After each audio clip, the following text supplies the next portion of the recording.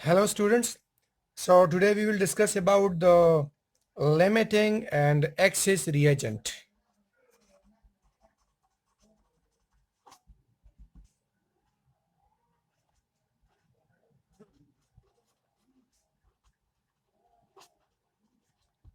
Limiting and excess reagent. So first I will talk about the limiting reagent. Very simple, clear from the name, the reagent which is limited in amount. क्या मतलब है इसका? बाद में खुद example से clear हो जाएगा. Let me define the limiting reagent. The reagent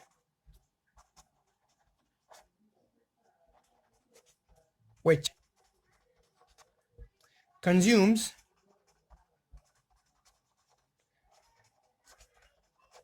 earlier during a chemical reaction. The reagent which consume earlier during a chemical reaction is called limiting reagent. Or the reagent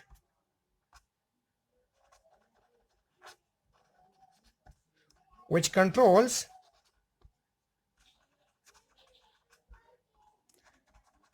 the amount of product produced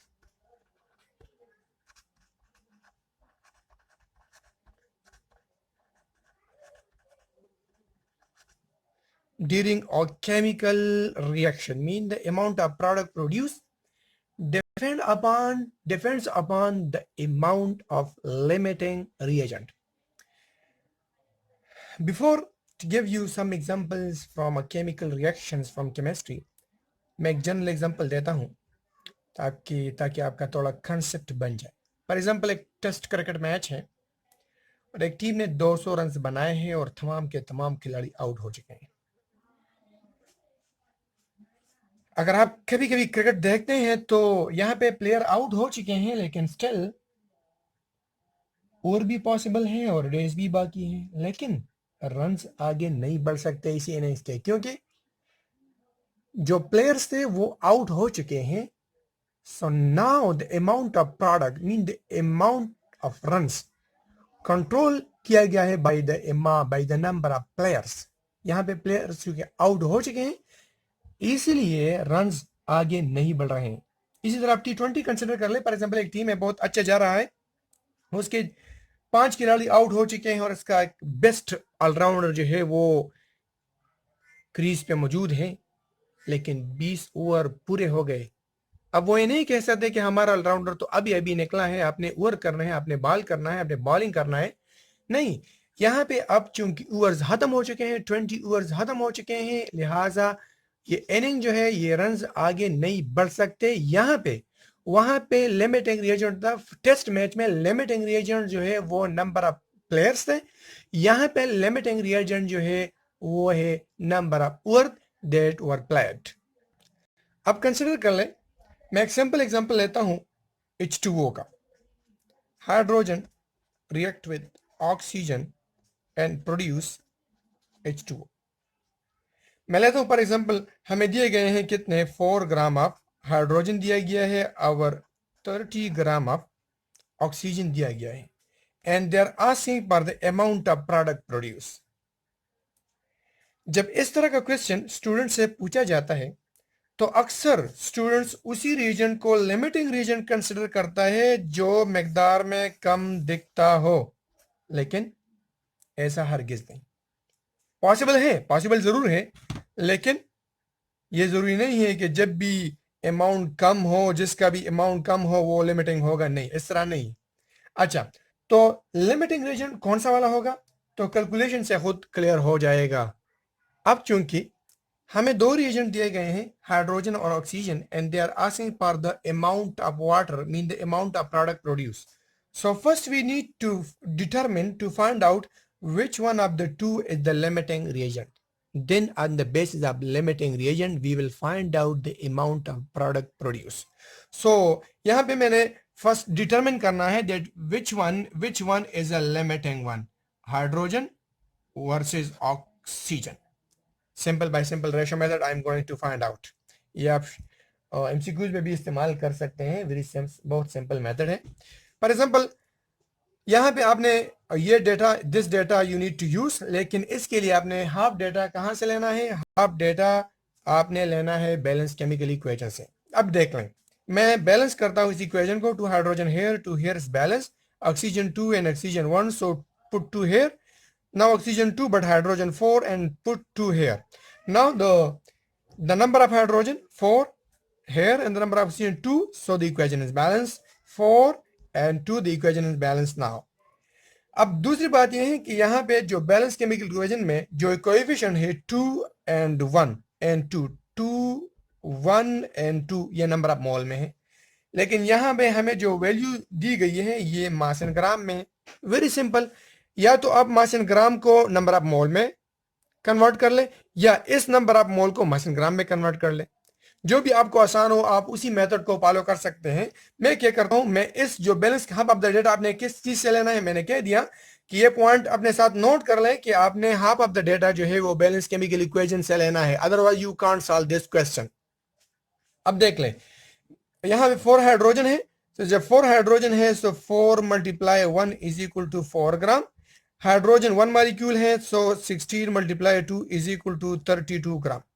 So according to the balanced chemical equation, 4 gram of hydrogen will react with 32 gram of oxygen.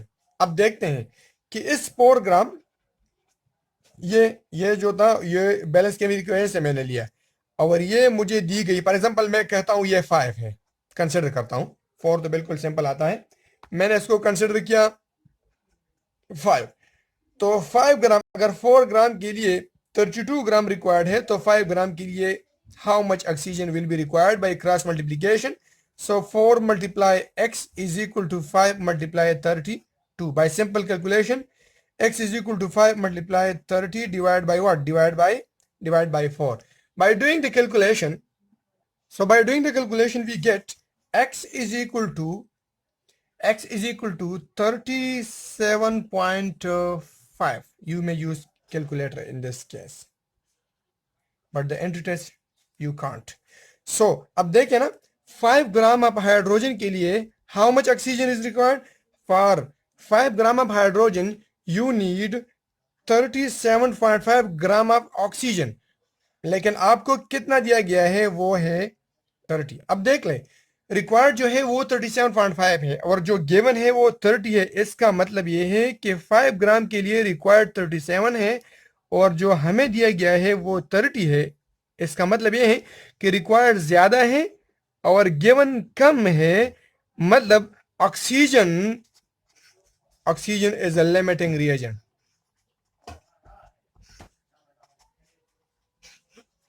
अगर हम amount के base पे consider कर ले तो 5 ग्राम कम है 30 ग्राम से, तो इससे तो ये पता चलता है कि हाइड्रोजन लिमिटिंग रिएजेंट है। लेकिन मैंने जब अमाउंट रिलेटिवली डिटरमिन किया तो आंसर जो आ गया, according to that oxygen is a limiting reagent. Now on the basis of limiting reagent mean by using the value for oxygen you can find out the amount of product produce. मतलब अगर आपको 2 reagent दिए गए हैं and they are asking for the amount of product produce, तो आपके लिए लाजिम है कि फर्स्ट आपने क्या करना है, आपने लिमिटिंग रिएजेंट मालूम करना है। इसके बाद आप अमाउंट ऑफ प्रोडक्ट प्रोड्यूस जो है वो आप मालूम कर सकते हैं। लिमिटिंग रिएजेंट के लिए एक बात जहन में रख लें कि आपने हाफ डेटा कहाँ से लेना है? Half data from the balance chemical equation आपने लेना है। दूसरा एग्जांपल मैं लेता हूं, Fe plus S that gives FeS। For example मैं कंसिडर करता हूं कि मुझे आयरन का अमाउंट दिया गया है, लेट कंसिडर कर ले 7 ग्राम, और सल्फर का अमाउंट मुझे दिया गया है, कंसिडर कर ले 9 ग्राम। So how much product will be produce? Iron sulphide will get produce. Reagent 2 दिए गए हैं, तो मैंने आपको कहा कि जब आपको 2 रिएजेंट दिए जाते हैं पहले आपने क्या करना है, आपने लिमिटिंग रिएजेंट मालूम करना है।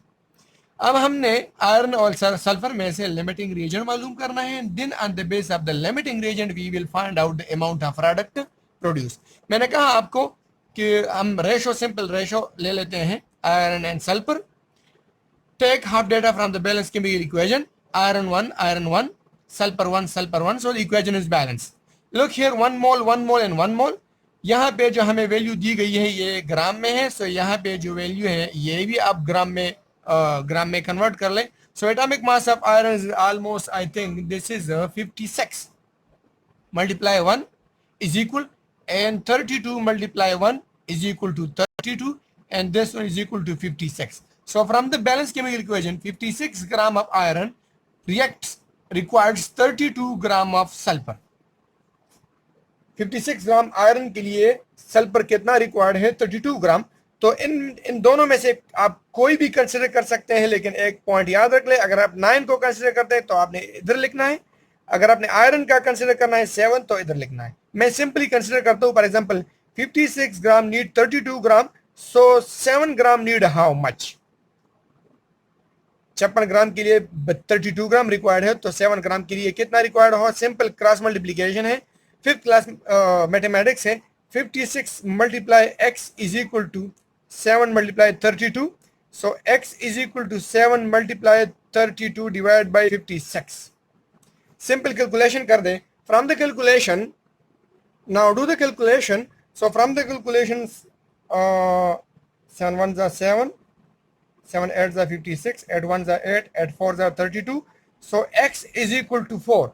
The amount of sulfur that is required for the amount for 7 gram of iron, the amount of sulfur that we need to completely react with 7 gram of iron is 4 gram. Now the given is 9 gram.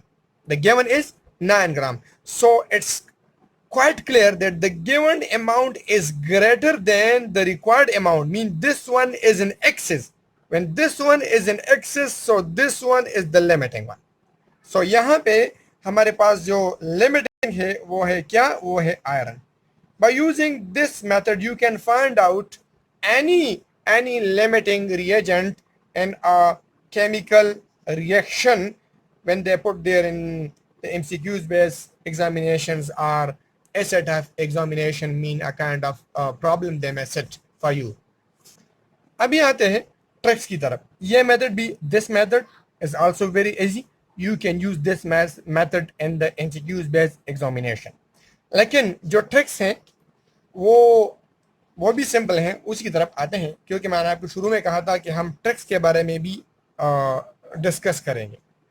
Number first, आपने क्या करना है? आपने करना है convert the given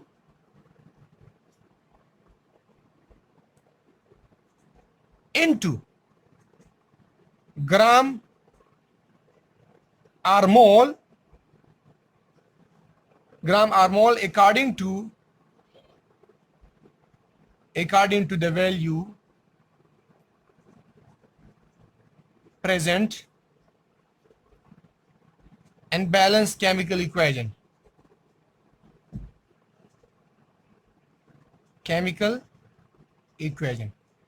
Number second,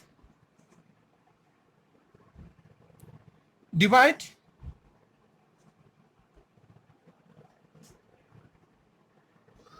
data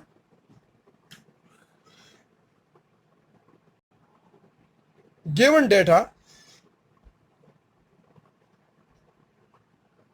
by data present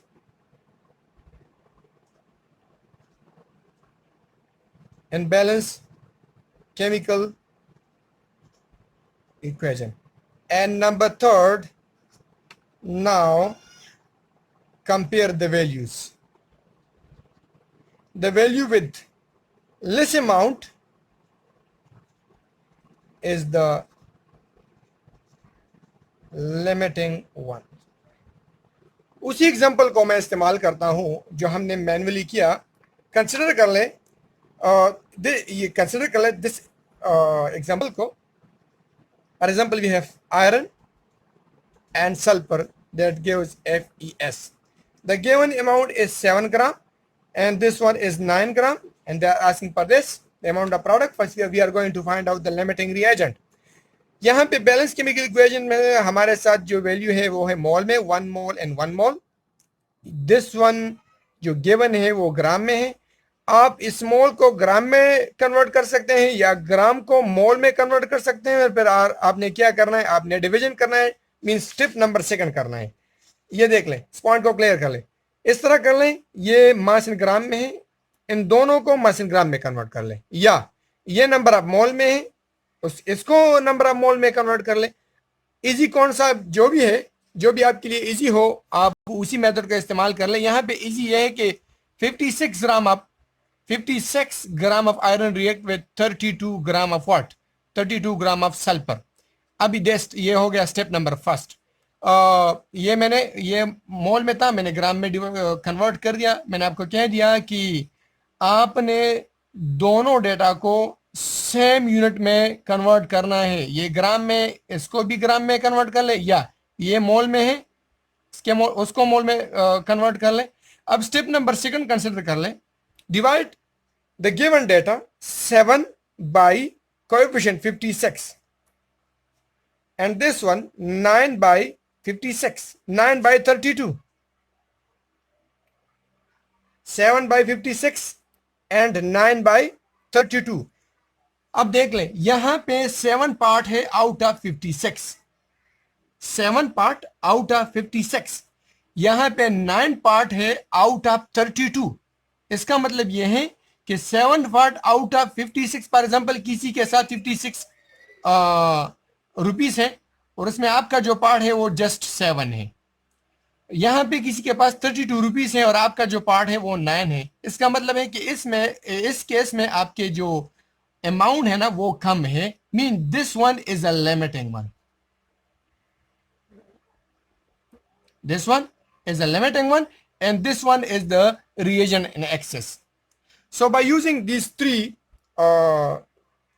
steps you can find out the limiting reagent very easily. अब आते हैं excess reagent की तरफ।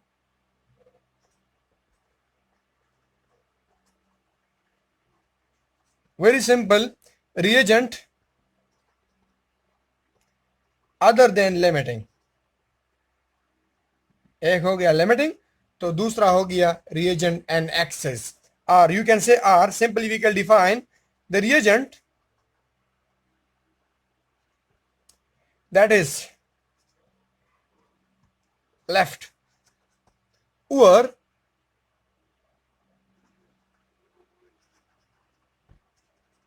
after the reaction completes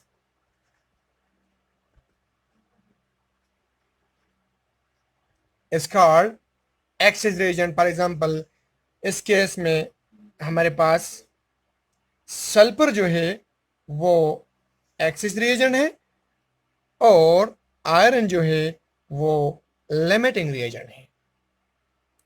thank you for watching my video. If this video is informative and fruitful for you, so please don't forget to subscribe my channel and also press the bell button so that you get updates of my video when I upload. Thank you.